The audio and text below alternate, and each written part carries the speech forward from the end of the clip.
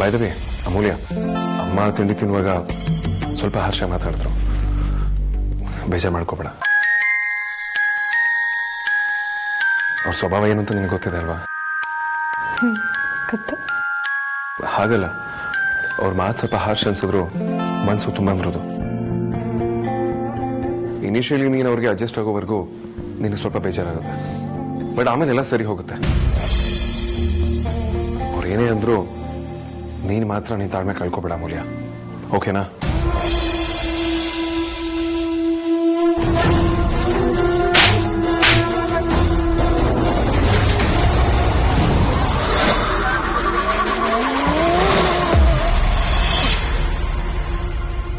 ನನಗೆ ಸಂದರ್ಭಕ್ಕೆ ತಕ್ಕಾಗ ಅಡ್ಜಸ್ಟ್ ಆಗೋದು ತುಂಬಾ ಚೆನ್ನಾಗಿ ಗೊತ್ತು ವೇದಾಂತ್.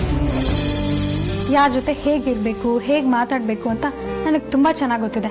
ನನ್ನ ಬಗ್ಗೆ ನೀನ್ ವರಿ ಮಾಡ್ಕೋಬೇಡ. ನಾನೆಲ್ಲ ಮ್ಯಾನೇಜ್ ಮಾಡ್ತೇನೆ, ಓಕೆನಾ? ಅದು ನಮ್ಮ ಹುಡುಗಿ ಅಂದ್ರೆ ಬೆಳಿಗ್ಗೆ ಹೊತ್ತು ದೇವ್ರ ಧ್ಯಾನ ಮಾಡ್ಬೇಕು. ಈ ರೊಮ್ಯಾನ್ಸ್ ಎಲ್ಲ ಸಂಜೆ ಮೇಲೆ. ನೀನು ಬಿಸ್ನೆಸ್ ಐಕಾನ್ ವೇದಾಂತ್ ವಸಿಷ್ಠ ಅನ್ನೋದು ಮರಿಬೇಡ. ಓಕೆ ಅಮೂಲ್ಯ ಮೇಡಮ್. ಫೋನ್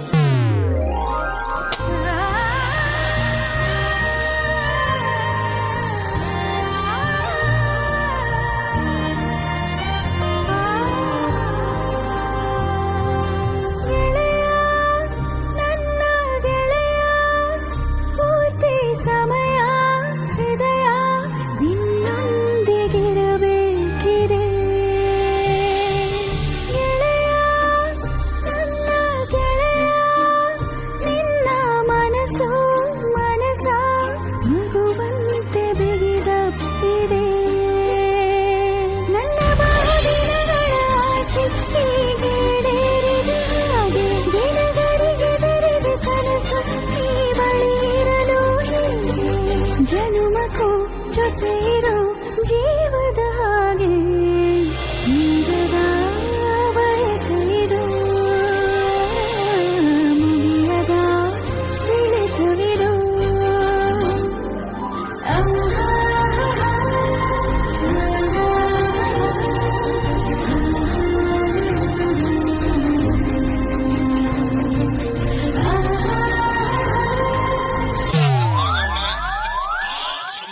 ವೇದಾಂತ್, ಅಪ್ಪ ಫೋನ್ ಮಾಡ್ತಿದ್ದಾರೆ. ಹೌದಾ?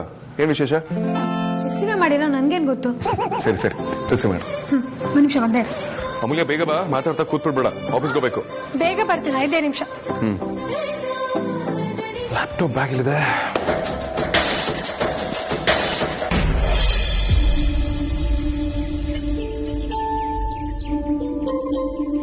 ಥ್ಯಾಂಕ್ ಯು ಆರ್ತಿ.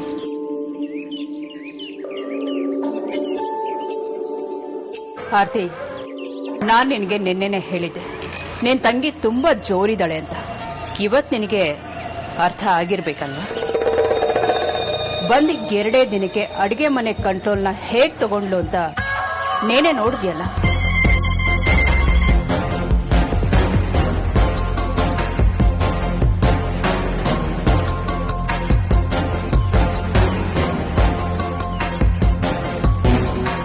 ಅವಳಿಗೆ ಯಾರ ಮನಸ್ಸನ್ನ ಹೇಗ್ ಗೆಲ್ಬೇಕು ಅಂತ ತುಂಬಾ ಚೆನ್ನಾಗಿ ಗೊತ್ತು. ಎಲ್ರಿಗೂ ಇಷ್ಟ ಆಗೋ ಹಾಗೆ ಅಡಿಗೆ ಮಾಡಿ ಎಲ್ರಿಂದನೂ ಸೈ ಅನಿಸ್ಕೊಂಡ್ರು.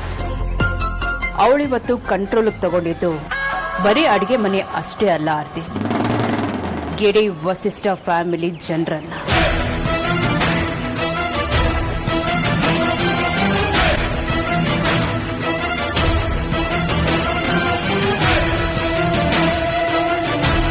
ಆರ್ತಿ, ಅವಳು ನಿನ್ನನ್ನ ಯಾವ ಕ್ಷಣದಲ್ಲಿ ಬೇಕಾದ್ರೂ ಸೈಡ್ ಲೈನ್ಗೆ ಸೇರಿಸಬಹುದು. ಅಲ್ಲ, ಬಂದ 2 ದಿನದಲ್ಲಿ ನಿನ್ನನ್ನ ಓವರ್ಟೇಕ್ ಮಾಡ್ತಿದ್ದಾಳೆ ಅಂದ್ರೆ ನಿನ್ಗೇನು ಅನ್ನಿಸ್ತಿಲ್ವಾ?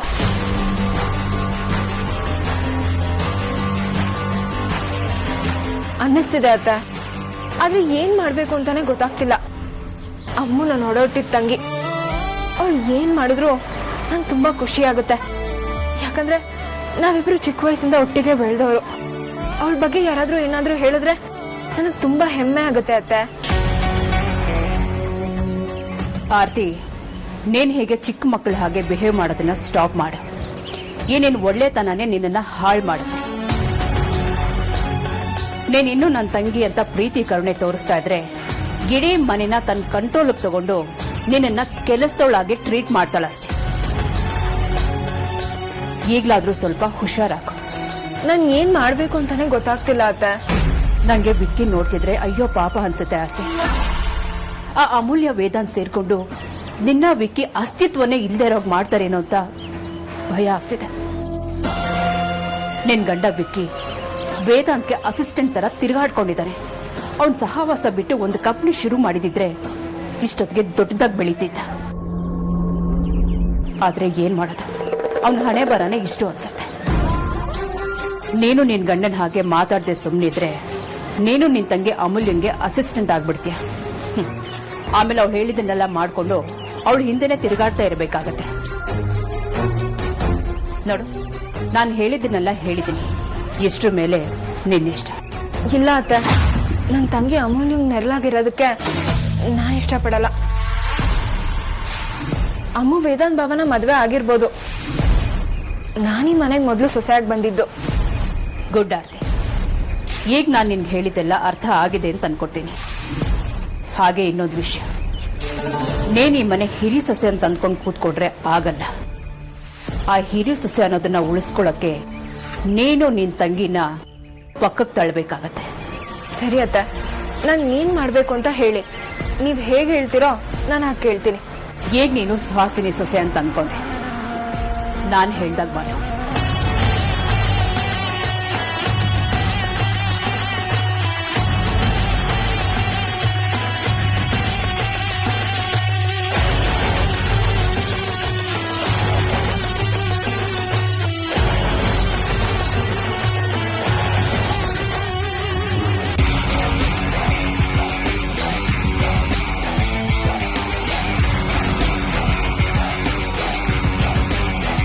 ಆರ್ತಿ ಇನ್ನೋಸೆನ್ಸ್ನ ನಾನು ಇದೇ ಥರ ಯೂಸ್ ಮಾಡ್ಕೋಬೇಕು.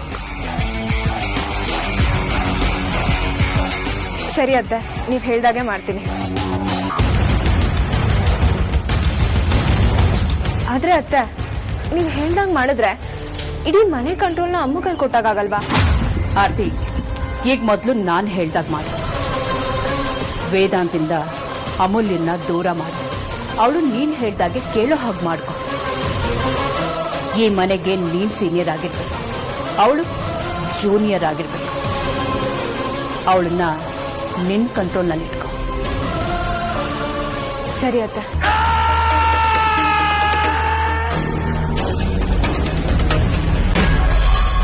ಬಾಯ್ ಪಾ, ಬಾಯ್ ಮಾ. ಅಯ್ಯೋ ಅಕ್ಕ, ಅಪ್ಪ ಅಮ್ಮ ಈಗ ತಾನೇ ಕಾಲ್ ಮಾಡಿದ್ರು. ನೀವ್ ಮುಂಚೆನೆ ಬಂದಿದ್ರೆ ನೀನು ಅವ್ರ ಜೊತೆ ಮಾತಾಡ್ಬೋದಿತ್ತಾ?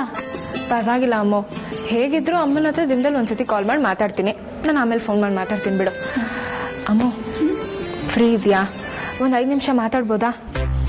ಏನಕ್ಕ ನೀನು ನನ್ನ ಜೊತೆ ಮಾತಾಡೋದಕ್ಕೆ ಫ್ರೀ ಇದೆಯಾ ಅಂತ ಕೇಳ್ತಿದ್ಯಲ್ಲ.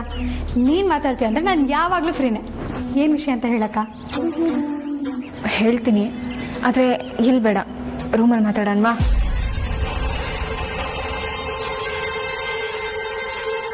ಬಾ.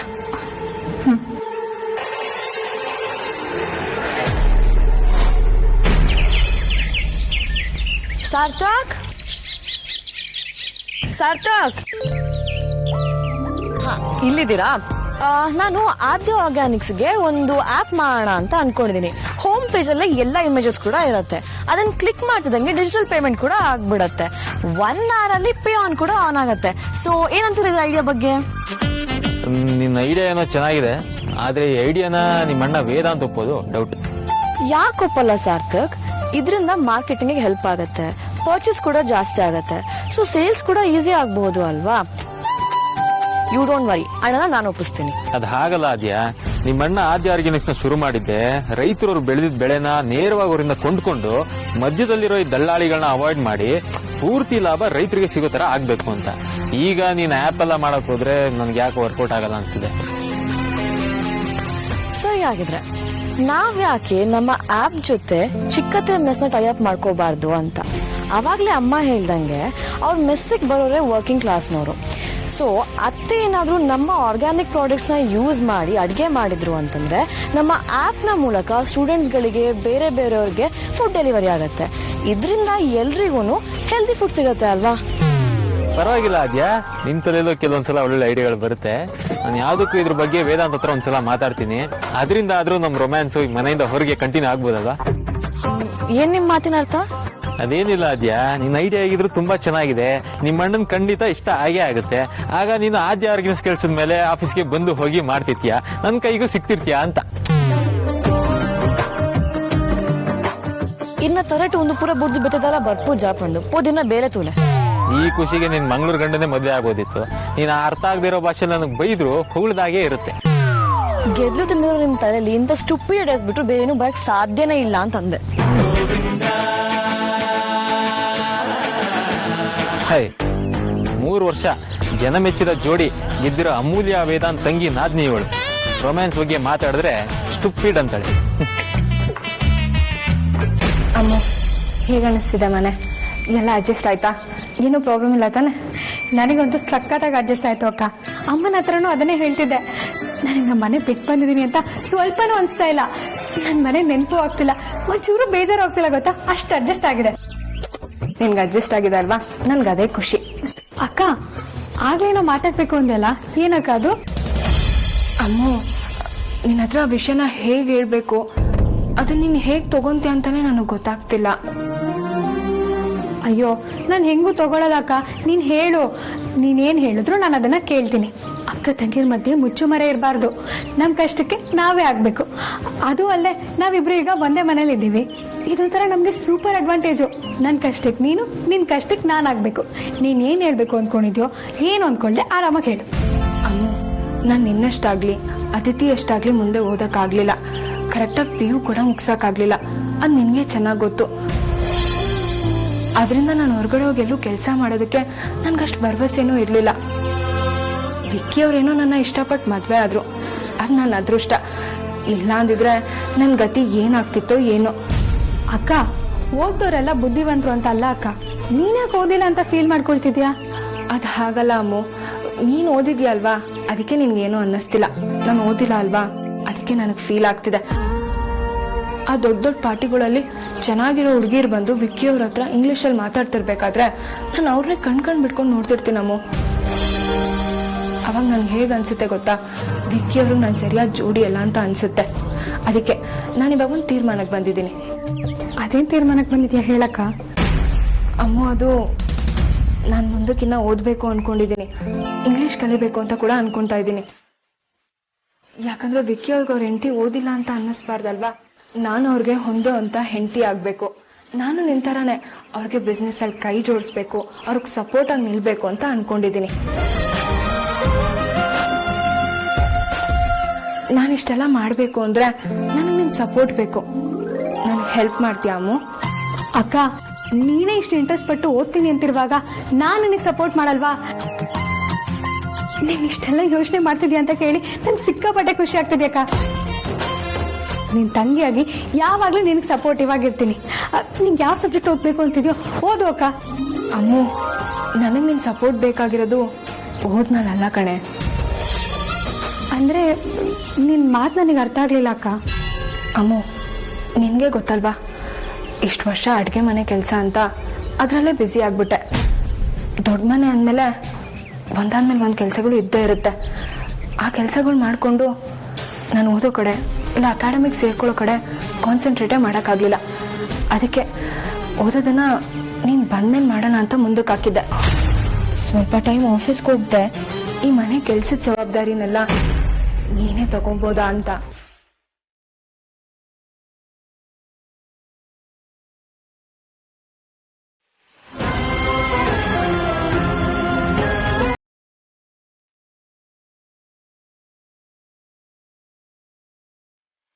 ಯಾಕಮ್ಮು ಆಗಲ್ವಾ? ಆಗಲ್ಲ ಅಂದ್ರೆ ಪರವಾಗಿಲ್ಲ ಬಿಡು. ನನ್ನೇ ಬರ ಇಷ್ಟೇ ಅನ್ಕೊಂಡು ಇಲ್ಲೇ ಕೆಲಸ ಮಾಡ್ಕೊಂಡು ಇದ್ಬಿಡ್ತೀನಿ. ಸುಮ್ಮನೆ ನನ್ನಿಂದ ಯಾಕೆ ನಿನಗೆ ತೊಂದ್ರೆ? ಅಕ್ಕ ನಿನ್ಗೋಸ್ಕರ ನಾನು ಏನ್ ಬೇಕಿದ್ರು ಮಾಡ್ತೇನಕ್ಕ. ನೀನ್ ನೀನು ತಲೆ ಕೆಡ್ಸ್ಕೋಬೇಡ, ಆರಾಮಾಗಿ ಎಜುಕೇಶನ್ನ ಕಂಟಿನ್ಯೂ ಮಾಡು. ನನಗೆ ಆಚೆ ಕೆಲಸ ಮಾಡಿ ಮಾಡಿ ಒಂಥರ ಮೊನೋಟೋನಸ್ ಅನ್ಸಿದೆ. ನಾನು ಮನೆ ಕೆಲಸದೆಲ್ಲ ನೋಡ್ಕೋತೀನಕ್ಕ. Thanks Ammu, thank you so much. ಹಾಗಾದ್ರೆ ನಾನು ಇವತ್ತೇ ಅಡ್ಮಿಷನ್ ಮಾಡಿಸ್ಕೊಳ್ಳ? ನೀನು ಇವತ್ತೇ ಆಫೀಸ್ ಕೆಲಸದಿಂದ ಫ್ರೀ ಮಾಡ್ಕೋತೀಯಾ?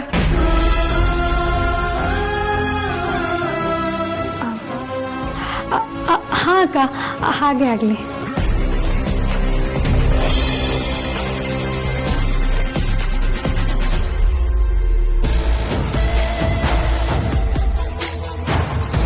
ನಾನು ಮಾಡ್ತಿರೋದು ಸರಿನೋ ತಪ್ಪು ಅಂತಾನೆ ನನಗೆ ಗೊತ್ತಾಗ್ತಿಲ್ಲ.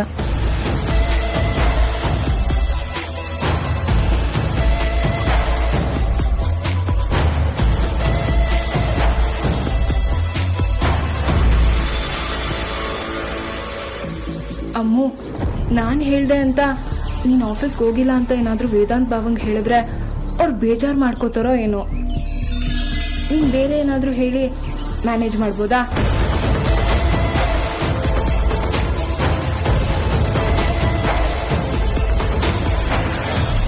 ಹಾಂ ಅಕ್ಕ, ನಾನು ಏನೋ ಒಂದು ಹೇಳಿ ಮ್ಯಾನೇಜ್ ಮಾಡ್ತೀನಿ. Don't worry. ಥ್ಯಾಂಕ್ಸ್ ಅಮ್ಮು.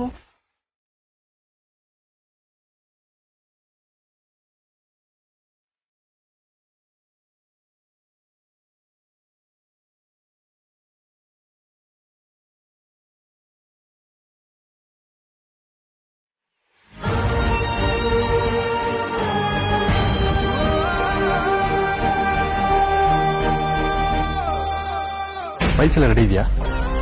ಒಂದ್ಸರಿ ಚೆಕ್ ಮಾಡ್ಕೊಳ್ಳಿ. ನಾನು 5-10 ನಿಮಿಷದಲ್ಲಿ ಬರ್ತೀವಿ. ಹಾಂ, ಸರಿ ಸರಿ. ಹಾಂ, ಓಕೆ, ಒಂದು ನಿಮಿಷ ಮಾಡ್ತೀನಿ. ಅಣ್ಣ, ಆಫೀಸ್ಗೆ ಹೋಗೋದಕ್ಕೆ ಟೈಮ್ ಆಗ್ತದೆ, ನೀವು ಬರೋದು ಲೇಟ್ ಆಗುತ್ತಾ? ಇಲ್ಲ ಧ್ರುವ, ಇನ್ 5 minutes. ಅಮೂಲ್ಯನು ಬಂದ್ಬಿಡ್ಲಿ, ಒಟ್ಟಿಗೆ ಹೋಗೋಣ. ಅಣ್ಣ, ಒಂದು ಕೆಲಸ ಮಾಡು, ನೀನು ಅಮೂಲ್ಯ ಮನೇಲೇ ಇದ್ದು ಸ್ವಲ್ಪ ಚಿಲ್ ಮಾಡಿ, ನಾನು ಆಫೀಸ್ಗೆ ಹೋಗ್ತೀನಿ. ಬೇಡ ಧ್ರುವ, ಹನಿಮೂನ್ಗೆ ಇನ್ನು ಸ್ವಲ್ಪ ದಿನ ಆದ್ಮೇಲೆ ಪ್ಲಾನ್ ಮಾಡ್ತೀವಿ. ಈಗ ಆಲ್ರೆಡಿ ಮದುವೆ ಅಂತ ಸುಮಾರು ದಿನ ಲೀವ್ ಹಾಕಿದಾಗಿದೆ. ಸಾಕಷ್ಟು ಕೆಲಸಗಳು ಪೆಂಡಿಂಗ್ ಉಳ್ಕೊಂಡಿದೆ. ಇನ್ನು ಹನಿಮೂನ್ ಅಂತ ಮತ್ತೆ ಲೀವ್ ತಗೊಂಡ್ರೆ will be in trouble. We need to fix this as soon as possible. ಎಷ್ಟು ಕೆಲಸ ಪೆಂಡಿಂಗ್ ಇದೆ ಅಂತ ಮೊದಲು ಕ್ರಾಸ್ ಚೆಕ್ ಮಾಡೋಣ. ಸರಿ ಅಣ್ಣ, ಎಲ್ಲರೂ ಜೊತೆಲೇ ಹೋಗೋಣ. ಇನ್ನೊಂದು 5 minutes ವೆಯ್ಟ್ ಮಾಡಿ. ಅಮೂಲ್ಯನೂ ಬಂದ್ಬಿಡ್ತಾರೆ. ಮಂಜು ಅಪ್ಪ ಫೋನ್ ಮಾಡಿದ್ದಾರೆ, ಮಾತಾಡ್ತಿದ್ದಾರೆ. ಅವ್ಳು ಬಂದ್ಮೇಲೆ ಒಟ್ಟಿಗೆ ಹೋಗೋಣ.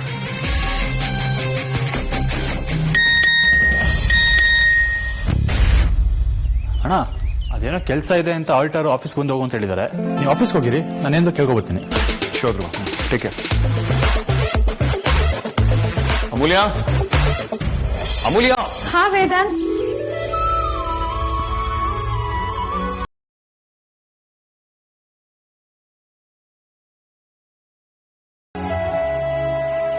ಟೈಮ್ ಆಗ್ತಿದೆ, ಆಗ್ಲಿಂದ ವೆಯ್ಟ್ ಮಾಡ್ತಿದ್ದೀನಿ. ಆಫೀಸಿಗೆ ಬರೋದಕ್ಕೆ ಇಂಟ್ರೆಸ್ಟ್ ಇಲ್ಲ ನಿಮಗೆ? ಹೌದು ವೇದಾಂತ್, ನನಗೆ ಬರೋದಕ್ಕೆ ಮೂಡಿಲ್ಲ. ಮನೇಲೇ ಇದ್ದು ರೆಸ್ಟ್ ಮಾಡಬೇಕು ಅಂದ್ಕೊಂಡಿದ್ದೀನಿ. ನೀನು ಹೋಗು. ಅಮೂಲ್ಯ, ಇವತ್ತು ಒಂದಿನ ಆಫೀಸಿಗೆ ಬಾ. ಬೇಕಾದ್ರೆ ನಾಳೆ ಇಲ್ಲೇ ಕೂತು ರೆಸ್ಟ್ ಮಾಡುವಂತೆ. ಆಫೀಸಲ್ಲಿ ಸಿಕ್ಕಾಪಟ್ಟೆ ಪೆಂಡಿಂಗ್ ಕೆಲಸಗಳು ಉಳ್ಕೊಂಡಿದೆ. Let's finish it today. ಇಲ್ಲ ವೇದಾಂತ್, ನಾನು ಆಫೀಸಿಗೆ ಬರಲ್ಲ, ನೀನು ಹೋಗ್ಬಾ. ಅಮೂಲ್ಯ, ಇಷ್ಟೋ ತನಕ ಬರ್ತೀನಿ ಅಂತಾನೆ ಹೇಳ್ತಿದ್ಯಲ್ಲ, ಈಗ ಯಾಕೆ ಸಡನ್ ಬರಲ್ಲ ಅಂತ ಹೇಳ್ತಿದ್ಯಾ? ನೀನ್ ತಮಾಷೆ ಮಾಡ್ತಿದ್ಯಾ? ಇಲ್ಲ ವೇದಾಂತ್, ನಿಜಾನೇ ಹೇಳ್ತಿದ್ದೀನಿ. ನಾನು ಇನ್ಮೇಲಿಂದ ಆಫೀಸಿಗೆ ಬರಲ್ಲ. ವಾಟ್? ಇನ್ಮುಂದೆ ಆಫೀಸಿಗೆ ಬರೋದಿಲ್ಲ ಅಂದ್ರೆ ಏನರ್ಥ? ನನಗೂ ಆಫೀಸ್ ಕೆಲಸ ಮಾಡಿ ಮಾಡಿ ಬೋರ್ ಆಗ್ಬಿಟ್ಟಿದೆ. ಎಷ್ಟು ದಿನ ಬರೋದಿಲ್ಲ ನೀನು? ಅದು ಹೇಗೆ ಅಂತ ಈಗಲೇ ಹೇಳಕ್ಕಾಗಲ್ಲ ವೇದಾಂತ್. ಸ್ವಲ್ಪ ದಿನಗಳಾದ್ರೂ ಆಗ್ಬೋದು, ಇಲ್ಲ ತಿಂಗಳುಗಳಾದ್ರೂ ಆಗ್ಬೋದು. ಅಮೂಲ್ಯ, ಆಲ್ ಆಫ್ ಎ ಸಡನ್ ಈ ತರ ನಿರ್ಧಾರ ಯಾಕೆ ತಗೊಳ್ತಿದ್ಯಾ ಅಂತ ನನಗೆ ಅರ್ಥ ಆಗ್ತಿಲ್ಲ. ವೇದಾಂತ್, ನಾನು ಇಷ್ಟು ದಿನ ಬರೀ ಅಮೂಲ್ಯ ಆಗಿದೆ, ಆದ್ರೆ ಈಗ ಈ ಮನೆ ಸೊಸೆ ಕೂಡ. ಈ ಮನೆ ನೋಡ್ಕೊಳ್ಳೋ ಜವಾಬ್ದಾರಿ ನನ್ನ ತಲೆ ಮೇಲೂ ಇದೆ. ಅದು ನನ್ನ ಕರ್ತವ್ಯ ಕೂಡ. ಅದಕ್ಕೆ ವೇದಾಂತ್, ಇನ್ಮೇಲಿಂದ ಮನೇಲೇ ಇದ್ದು ಮನೆ ಜವಾಬ್ದಾರಿನ ನೋಡ್ಕೊಳ್ಬೇಕು ಅಂತ ಅನ್ಕೊಂಡಿದ್ದೀನಿ. ಅಮೂಲ್ಯ, ಸುಮ್ಮನೆ ಏನೇನೋ ಮಾತಾಡಬೇಡ. ನಿನ್ ಟ್ಯಾಲೆಂಟ್ ಏನು ಅಂತ ನೀನ್ ಚೆನ್ನಾಗಿ ಅರ್ಥ ಮಾಡ್ಕೊ. ನಿನ್ ಅವಶ್ಯಕತೆ ಆಫೀಸಿಗಿದೆ. ನೀನ್ ಬರೋದಕ್ಕೂ ಮುಂಚೆ ಮನೇಲಿ ಎಲ್ಲಾ ಕೆಲಸನೂ ಆರಾಮಾಗಿ ನಡೀತಿತ್ತು, ಇನ್ನು ಮುಂದೇನು ಕಂಟಿನ್ಯೂ ಆಗುತ್ತೆ. ಸುಮ್ಮನೆ ಏನೇನೋ ಮಾತಾಡಬೇಡ ಅಮೂಲ್ಯ. ಸಾರಿ ವೇದಾಂತ್, ಫೋರ್ಸ್ ಮಾಡಬೇಡ. ನಾನು ಒಂದ್ಸಲ ನಿರ್ಧಾರ ಮಾಡಾಗಿದೆ. ಅದು ಅಲ್ಲದೆ ನಾನು ಆಫೀಸಿಗೆ ಬರಲ್ಲ ಅಂತ ಹೇಳ್ತಿಲ್ವಲ್ಲ, ಬರ್ತೀನಿ. ಆದರೆ ನನಗೂ ಚೂರು ಕ್ಯಾಬ್ ಬೇಕು ಅನಿಸ್ತಿದೆ. ಪ್ಲೀಸ್ ನೀನು ಹೊರಡು. ಅಮೂಲ್ಯ,